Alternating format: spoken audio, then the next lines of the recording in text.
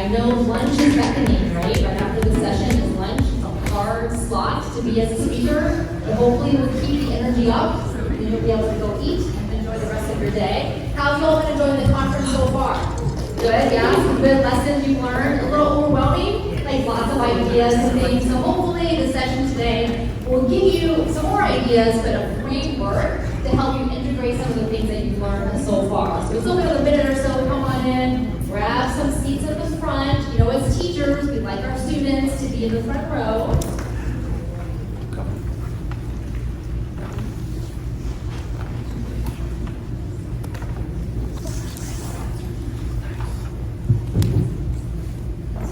Another minute. Let me do a show of hands questions. How many of you are from Florida? Live in Florida here? Oh, okay. Yeah, good number. All right. Who is here from the furthest state? Who do you think is the furthest state? What state? Washington State. Okay, Washington State. Or in Alaska. Who's from Alaska? Okay, she went. Any Hawaii's? Hawaii? No, I think we all should go to Hawaii for the next conference. Someone's here from Hawaii? Wow, that's dedication. All right, come on in. We'll go ahead and get started. All right. Come on in.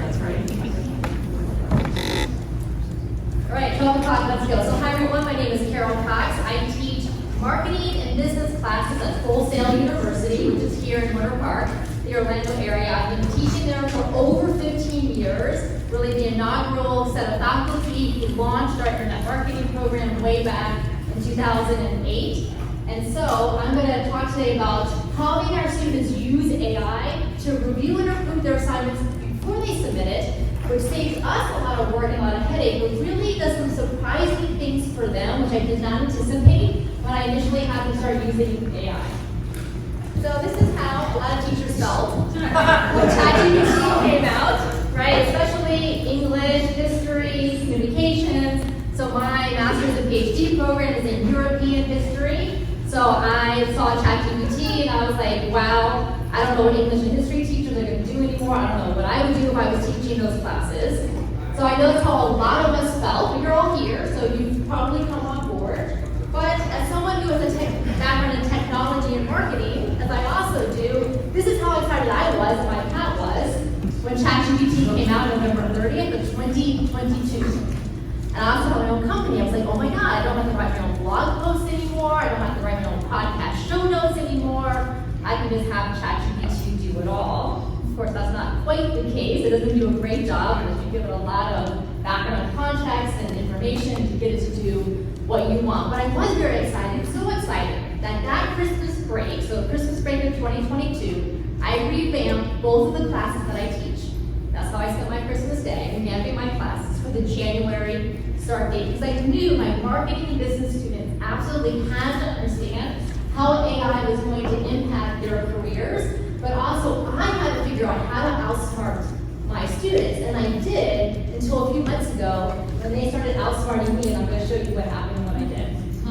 So as I mentioned, I teach classes at Full Sail University. Now my classes are 100% online and they're 100% asynchronous. We now require our students to show up at any time online. We have live sessions that they can come to if they want.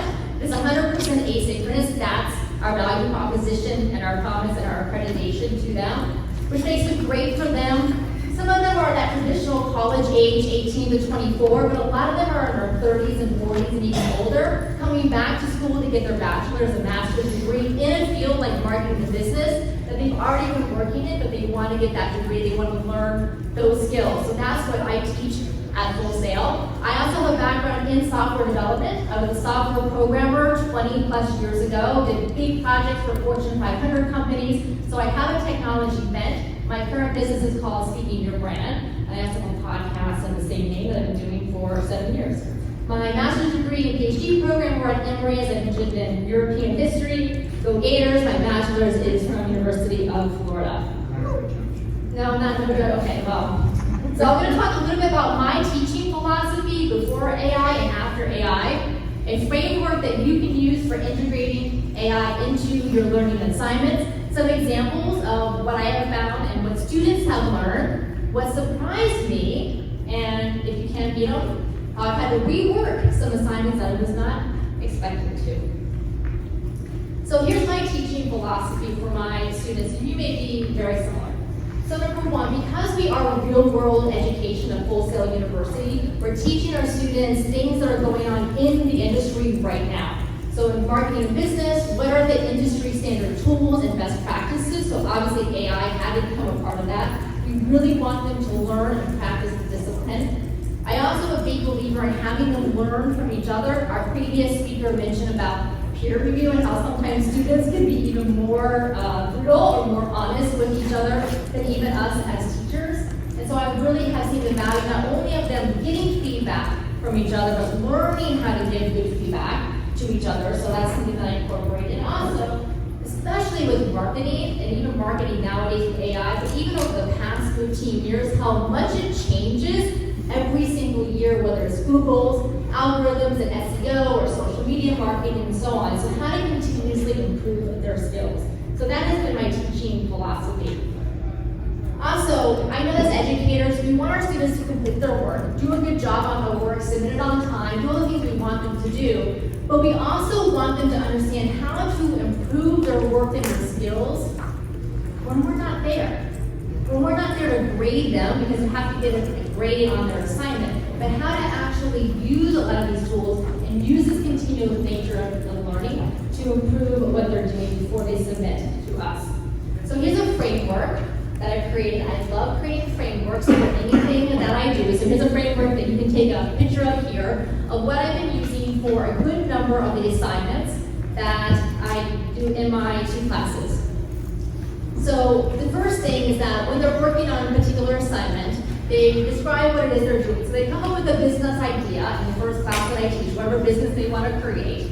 So in a particular assignment, they describe what their business idea is, who their target customers are, what they're selling, and so on. And then they create whatever it is they're supposed to create without AI. So they're creating their business model canvas, their unique value proposition, their minimum viable product. I want them to still think it through on their own, right? Ideate, brainstorm, have those critical thinking skills. And then they go to AI, ChatGPT, and ask the AI, okay, here's what I have so far, here's the context, here's what I've created. What is your version? Tell me what you would do. And then the students compare their version with the AI's version and assess what they like and what they don't like about what ChatGPT provided to them. And then they share the prompts or the chat threads in that assignment and their overall takeaways. Because I'm a big believer that they're going to use AI anyways. I'm sure we've all seen that in their assignments. I like to use AI. If I'm replying to an email from someone, it's a really long email, I'll usually put the email into ChatGPT and like remove identifying information and have it write a reply which I'll then revise and edit to sound more like me. But yes, we all want to streamline our work. Students are the same. So instead of forbidding them from using AI, how can we actually encourage them to use it, but use it in a way where they understand the strengths and limitations? So let's look at some examples. So here's an example. So we do a lot of discussion board posts at Full Sail. So every week they have an assignment that they do, which they submit to me, and then they have a discussion board which all of the students see each other's posts, and then they reply to each other. So this is one where they're creating their unique value proposition. So again, those 4 steps. Describe the business idea, the context. Write your own unique value proposition statement for your business. Then go to ChatGPT, or they can use Gemini or Claude or what have you. Ask ChatGPT to write its version of the unique value proposition, and then do the assessment. So compare your version with ChatGPT's version. So here's an example of the student submission. I know it's hard to read, so don't worry too much about the details for the steps 1 through 3. But here's what I found interesting that students share over and over again, is that they understand why, a lot of the times, ChatGPT's version is better than theirs. Because they're not fully formed marketers yet. They're not fully formed entrepreneurs yet. They're still students. So they kind of get it, and even though I tell them, like, here's how to think about your UVP, here are the things to consider, until they do it themselves, they don't really understand. But even better, until they see their better version from ChatGPT, now they get it. Oh, I should use emotional language in my UVP to attract my target customers. What was that? What's UVP? Unique value proposition. I should use emotional language. I need to be clear. I need to have a better brand promise. Now, I could have told them all those things in my feedback to them and grading, but it's different when you have a real-time chat going with an AI ChatGPT and they're getting that information versus me as the authority figure, me as the teacher telling them this is how to improve their UVP. So they actually get better and better at their own work by using AI, by pointing out what those differences are. So here's what I hope that students would learn, was definitely the strengths and limitations of large language models like ChatGPT. So you can see here that they say things like, it's helped me to write more compelling and engaging content, to use my voice, but they also understand the limitations. AI is not great at creating images, especially images with text on it. So they understand now where those limitations are. They say here that they like that the collaborative, the interactive content, and this person was using Jasper, which is another AI service. And they said, however, some of Jasper's recommendations are not as helpful for my business. So they're understanding, don't just take what the AI is giving you and just use it all without any critical thinking. Because some things may work and some things may not. It's important to understand what those limitations are and to make sure they're not just regurgitating it. Because employers who are going to be hiring them want them to have those critical thinking skills within that business as well. And that's what I want to make sure that our students are learning. Here's some more examples.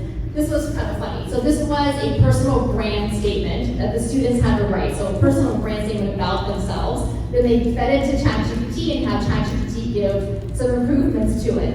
And it didn't like the buzzwords that ChatGPT used. I'm sure you've all encountered those. If I see a post where in the post it says something like, we're going to take your business to the next level, I know ChatGPT wrote it. Or if it says, best of luck in your business adventure, I know ChatGPT wrote it. Unless you really kind of frame the prompting, which again, when students learn about how to avoid those jargony words, those buzzwords, ChatGPT will do that, like corporate jargon. So the student learned how to get it to revise to make it better. And this other example is that it kind of like what ChatGPT did, that it was very professional, but it also saw that it needed to make it a little bit more polished because ChatGPT said something about bringing your vision to life one pixel at a time, and the student thought that was a little cringy. That's how the student will learn. So again, they're understanding those limitations. As a marketer, if I'm hiring a marketing grad, I want the marketing grad to understand, not to just use verbatim, what these AI tools are putting out. Here's something that I kind of wasn't expecting. Again, students come up with their business idea and they work on it in these series of classes. Is actually ChatGPT is getting them excited, more excited about their own business idea. In a way, again, that me as the older teacher, as the authority figure, really can't distill into them as much as ChatGPT can. So they're excited about these possibilities that the AI is giving them. And recognizing how much they have to continue to learn in these skills. Let me do some more. Okay, so here is what surprised me. Is that the ChatGPT, the LLMs, are actually helping students validate their own ideas and strengths. They're starting to see, oh, this is where I'm better than the AI, or this is where the AI is validating that I actually have a really great idea. So the student said, I felt great when the AI would make suggestions that I already had thought of because it made me feel like I was heading in the right direction with my business. So giving students that boost of confidence. When I asked GPT about my concept, I was relieved to find that my idea has potential to be very promising. So again, giving them that sense that they're on the right track. And I think that's something that really surprised me. I didn't expect that they would get that out of using an AI. I don't know about you, but have you ever interacted with ChatGPT or another LLM, and you kind of felt like you were having a conversation with a person? Yeah? So what was that? What were you talking to them about? What was the context? Yeah? Research article. Researching an article? A research article. I was asking ChatGPT, what is the summary, what is the aim, what's the methodology, and it was responding to. So you gave it an article and you were asking it to piece apart like the different components of it. Yeah. And what else have you asked about? Yeah. newer teacher, I asked him to give me independence as an educator. So I gave him my experiences and suggested different avenues I can take to grow as a teacher. Oh, so he had ChatGPT help to figure out ways to grow as a teacher. So again, like taking your strengths and then having the AI help to kind of fill those out for you and give you that validation. What else? What other things have you, yeah, go ahead. Joseph. Grant writing, statement of need. Statement of need for grant writing. So did it feel like you were talking to a person? The dialogue is like that, and the feedback is that way. So yeah, I guess. Okay, yeah, I feel like, yeah, go ahead, Marilyn. It's not an example, it's a follow-up question to the last very quickly. I find the responses to be too rapid and it comes off like a know-it-all, it's just too much. Is there a prompt you can tell it, it's like a neurodivergent thinker, it's just too much talking, too much information. You just tell it, slow down, you can tell it one point at a time. Yeah. You can tell it to wait until I tell you I'm finished. Yes, do all of that. Yes, okay. This is actually an excellent point. So ChatGPT, as you know, is very verbose. It likes to go on and do things in 3 paragraphs that I could have done in 1. So here's the thing that's so weird about LLMs, is that you actually can talk to it, just like you were saying. So I have the desktop app for ChatGPT as well as the phone app, and so it has the microphone option built in. So a lot of times I'll just talk to it instead of having to type it all out. So that makes it so much faster. So you can say to it, look, you're going kind of fast. Can you please slow down and just do maybe 1 paragraph or 1 point at a time? Wait for me to respond and then continue, and it will do exactly what you've asked it to do.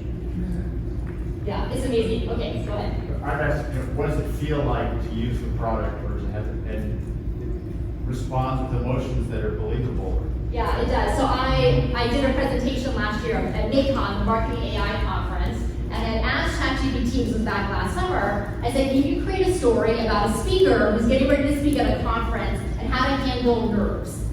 And ChatGPT, that was the only prompt, that was it. And it came back and it wrote a whole story about itself going to speak at OpenAI's conference, and then it had rows of packets going through its server system, but that it could practice silently, but also out loud at the same time, and it could regulate its breathing even though it wasn't human. I mean, it was weird. And first of all, I didn't ask the story about you, ChatGPT, but second of all, where is this coming from? Okay, but speaking of neurodivergent students, so this is from a student. The student said, because I have ADHD, I often see what is in my head, and not always catching it when I write it down. So the ChatGPT has helped a lot, not only with the spell check and the grammar, but helping to get clarity on his ideas. So I think there's a lot of benefit for students with learning differences in using AI that we maybe haven't explored as much.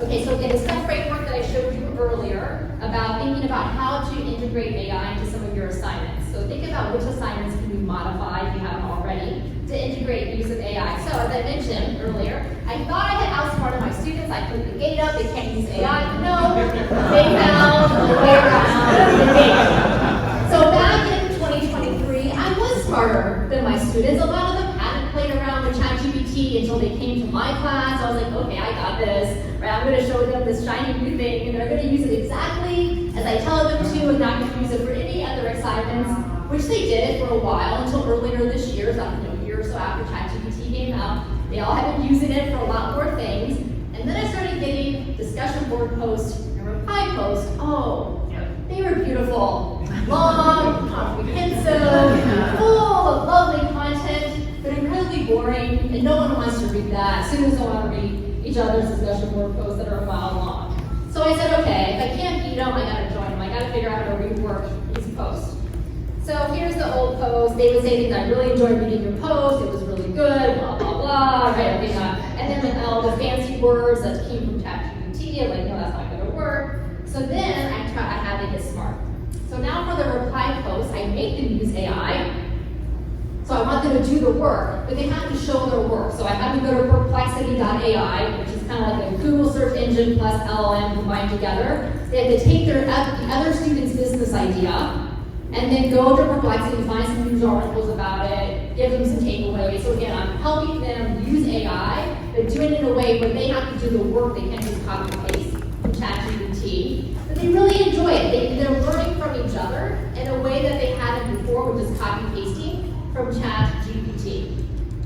All right, here's another example of, so I have them also use an AI image generation tool like Leonardo or DALL-E, where they take their classmate's business idea and then go create an image based on that business idea. So it's fun, it gets them interacting with each other in an online asynchronous class, which is not always easy to do, but it gets them to read, the students who are getting these images that their classmates have created for them, they're feeling seen, they're feeling understood, they're feeling validated with their business idea because someone else has taken the time to go create an image for them or go find articles related to the industry that their business is in. How special do they feel after seeing this on a discussion board?